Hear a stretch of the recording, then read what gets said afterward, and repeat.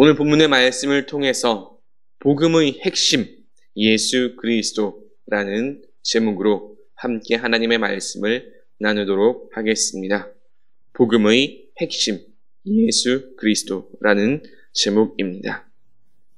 학생들이나 혹은 청년들이나 즐겨보는 소위 소년 만화물이라고 할까요? 혹은 요즘에 유행하는 그런 히어로물이라고 할까요? 되게 그런 것들을 보면 거의 공통적으로 나타나는 흐름들이 있습니다. 아무것도 없던 한 소년 혹은 주인공이 어떤 특별한 경험을 하거나 사람을 만나게 되고 그 경험을 통해서 특별한 힘과 능력을 얻게 됩니다. 그리고 이제 모험을 시작하거나 영웅이 되는 그런 스토리들이죠. 생각해보면 성경에도 이와 비슷한 그런 흐름들, 비슷한 경우가 꽤 많이 있습니다. 가장 대표적인 인물이 구약의 요셉이지요. 애굽으로 팔려가는 그 일로 인해서 갖가지 우여곡절을 겪게 되고 그 과정 속에서 하나님의 인도하심을 통해서 성장하게 되고 마침내 애굽의 총리가 됩니다.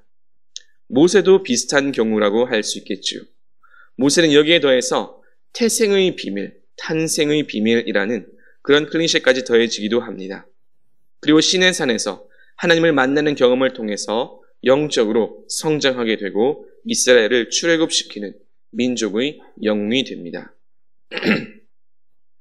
이 밖에도 기드온, 삼손, 사무엘, 다윗, 다니엘 등등 수많은 믿음의 조상들, 영웅들이 이와 같은 큰 흐름을 따르기도 하지요. 그리고 그 목록이 히브리서에 기록되어 있기도 합니다. 사용하기에 따라서는 이와 같은 믿음의 영웅들의 이야기를 스토리화, 영상화할 수도 있고 실제로 모세와 요셉의 이야기는 이집트 왕자라는 그런 애니메이션으로 영상화되기도 하였죠. 그리고 오늘 말씀의 주인공이라 할 수 있는 베드로 역시 비슷한 경우인 것 같습니다. 사실 베드로는 예수님을 만나기 이전에는 정말 아무것도 아닌 그런 사람이었지요. 그저 평범한 어부였을 뿐이었습니다. 그런 베드로가 예수님을 만나게 되고 예수님을 열정적으로 따라다니면서 많은 것을 보고 배웁니다.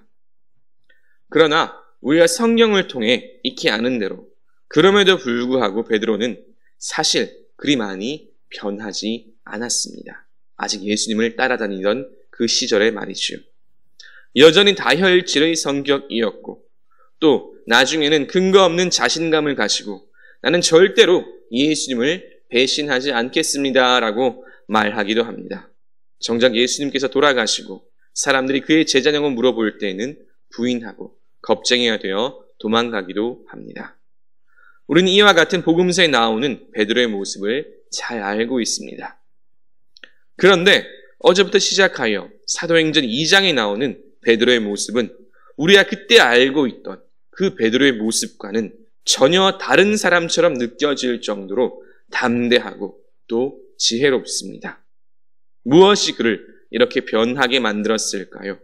어떤 경험을 하고 누구를 만나고 무엇을 깨달았기에 이렇게 다른 사람이 되었을까요? 그것은 베드로가 성령의 임재를 경험하였기 때문입니다. 오순절 마가의 다락방에서 성령의 불같은 임재를 경험하고 성령께서 베드로에게 전에 없던 지혜를 주시고 또 이를 통해서 베드로는 이전과는 완전히 다른 면모, 그야말로 예수님의 수제자이자 대사도의 모습의 또 그 권위를 갖추게 되게 된 것이죠. 그러면 성령께서 베드로에게 깨닫게 하신 것은 무엇일까요?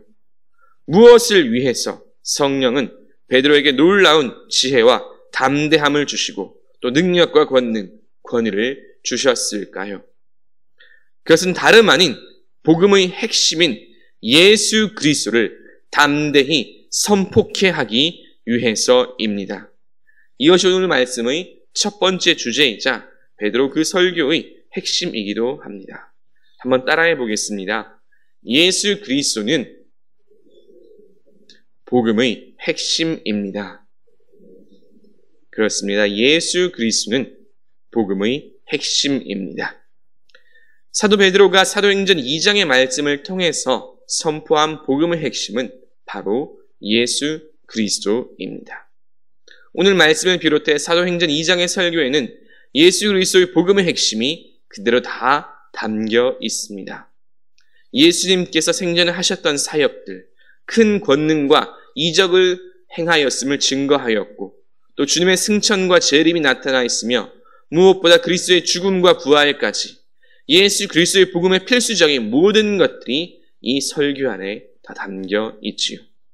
특히 베드로가 이 가운데 가장 힘주어 선포한 것은 주님의 죽음과 부활이었습니다. 23절, 24절 말씀. 그가 하나님께서 정하신 뜻과 미리 아신 대로 내준 바 되었거늘 너희가 법 없는 자들의 손을 빌려 못 박아 죽였으나 하나님께서 그를 사망의 고통에서 풀어 살리셨으니 이는 그가 사망에 매여 있을 수 없었음이라. 아멘. 하나님의 뜻을 따라 예수 그리스도께서 이 땅에 오셨고 그러나 불법자의 손에 의해서 십자가에 달려 돌아가셨지만 하나님께서 그리스도를 다시 살리셨습니다. 이것이 베드로가 선포한 복음의 가장 중요한 핵심입니다.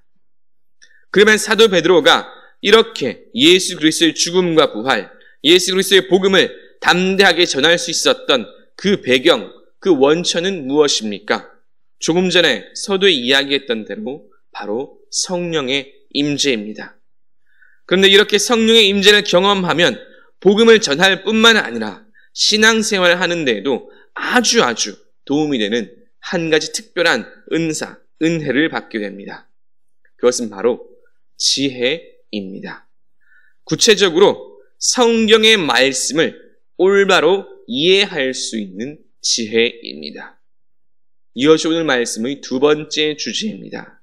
성령이 임하면 말씀의 지혜를 얻게 된다는 것입니다. 성령이 임하면 말씀의 지혜를 얻게 됩니다. 사도 베드로가 받은 것 역시 바로 이것이었습니다. 우리가 알다시피 베드로는 원래 별로 배우지 못한 그저 그런 어부일 뿐이었습니다. 그런데 오늘 말씀에서 선포한 이 설교를 보면 과연 그가 전직 어부가 맞는가 싶은 그런 생각이 들지요. 구약 성경에 대한 해박한 지식을 알고 있으며 뿐만 아니라 구약의 말씀들을 예수 그리스도와 연결시킬 수 있는 그런 말씀의 지혜까지 가지고 있습니다. 베드로는 다윗이 노래했던 시편의 말씀을 통해서 진짜 주님이 누구신지 뿐만 아니라 성경의 모든 예언이 예수 그리스도를 통해 성취되었음을 선포합니다. 이 모든 것은 성령께서 성경의 진짜 올바른 그 핵심의 내용을 조명할 수 있도록 베드로에게 지혜를 주셨기 때문에 가능한 일들입니다. 그리고 이것은 우리도 오늘날 신앙생활을 하는 우리도 마찬가지입니다. 우리가 예수 그리스도를 영접하고 신앙생활을 하면서 성령의 인도하심을 받으면 가장 분명하게 변하는 것 가운데 하나가 바로 이 성경을 이해할 수 있는 지혜가 생긴다는 것이지요. 이전에는 성경의 말씀을 그저 읽기만 하였다면 신앙의 연수가 쌓이고 또 성령의 임재와 은혜를 경험하면 성경의 말씀이 진짜 무엇을 의미하는지 하나하나 차차 깨닫게 됩니다. 그래서 그 다음부터는 성경 말씀을 읽는 것이 또 말씀을 공부하는 것이 그렇게 재미가 있지요. 아마 다들 이미 경험하셨을 것입니다. 그런데 이와 같은 지혜와 은혜를 성령님께서 주신다고 했습니다. 그러면 성령님은 이와 같은 은혜를 왜 주시는 것일까요? 이것이 오늘 말씀의 세 번째 주제로 이어집니다. 오늘 말씀의 세 번째 주제는 그리스도인은 복음을 증언해야 한다는 것입니다. 그리스도인은 복음을 증언해야 합니다. 사실 이 세 번째 주제가 오늘날 참으로 중요하지요. 베드로를 비롯한 마가의 다락방에 모인 사람들이 성령을 받은 후에 가장 먼저 한 일, 가장 열심히 한 일은 다름 아닌 복음을 전하는 일, 복음을 증언하는 일이었습니다. 32절 말씀, 이 예수를 하나님이 살리신지라 우리가 다 이 일의 증인이로다.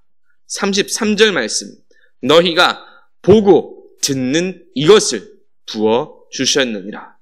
36절 말씀, 그런즉 이스라엘 온 집은 확실히 알지니 너희가 십자가에 못 박은 이 예수를 하나님이 주와 그리스도가 되게 하셨느니라 하니라. 아멘. 베드로는 성령께서 주시는 그 지혜와 담대함으로 예수 그리스도에 대한 복음을 담대하게 선포하고 증언하였습니다. 이 말씀을 오늘날 한국교회와 세계 선교의 관점에서 참으로 중요하시오. 복음을 전한다는 것은 무엇일까요? 그것은 다름 아닌 예수 그리스도를 전하는 것입니다. 그 중에서도 특히나 예수 그리스도의 대속의 죽음과 부활이 핵심이며 이를 믿으면 우리도 장래에 부활할 것임을 전하는 것입니다. 이것이 우리 전해야 할 복음의 핵심이며 수백 년, 수천 년이 지나도 변함없이 전해져야 할 복음입니다. 오늘날 이 복음을 어떻게 전할까에 대한 고민이 참 많이 있지요.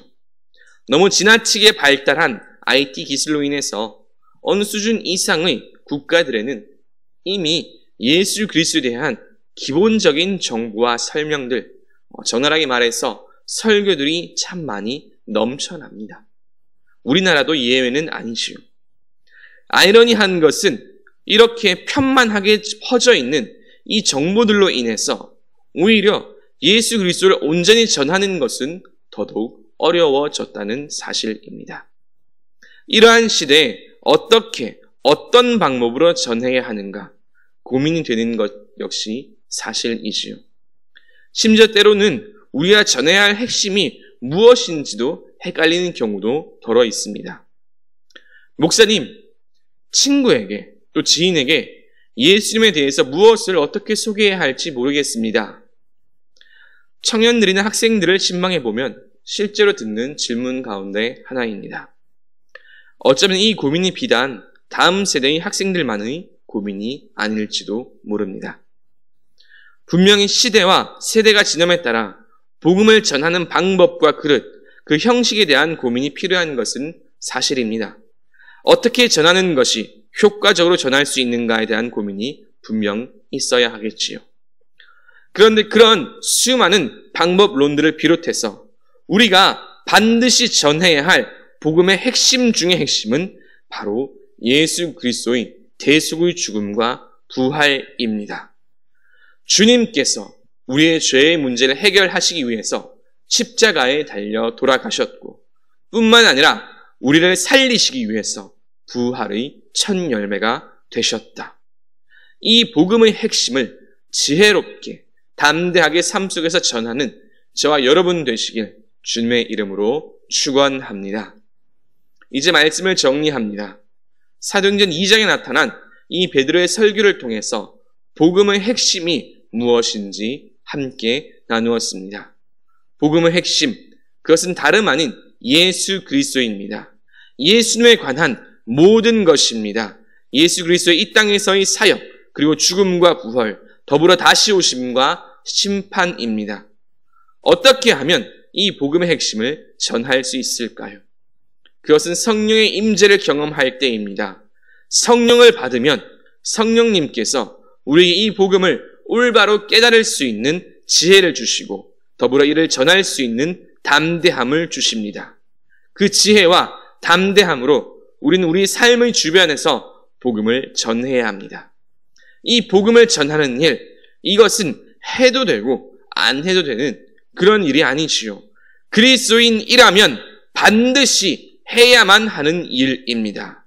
그것은 바로 복음을 증언하는 일입니다. 사도 베드로 역시 그러했습니다. 어제 목사님께서도 말씀하셨지만 사실 베드로는 지금 공회에 잡혀도 할 말이 없는 그런 처지의 사람입니다. 정치적으로 보자면 소위 혁명이나 반란 세력의 주무자라 해도 과언이 아니지요. 하지만 그는 성령께서 주시는 담대함으로 그의 삶에서 온 힘을 다하여 힘껏 복음을 전하고 증언하였습니다. 그런즉 이스라엘 온 집은 확실히 알지니 너희가 십자가에 못 박은 이 예수를 하나님이 주와 그리스도가 되게 하셨느니라. 아멘. 오늘 이 말씀을 기억하며 삶 속에서 성령께서 주시는 지혜로서 담대하게 복음을 전하시는 저와 여러분 되시길 주님의 이름으로 축원합니다. 아멘. 말씀을 생각하시면서 찬송가 505장 함께 찬양하시겠습니다.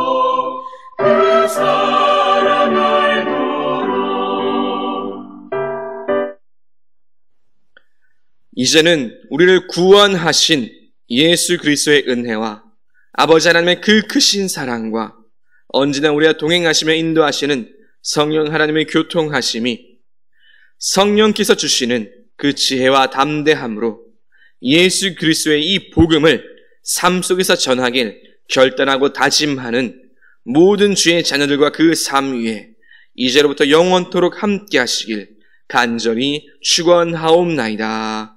아멘.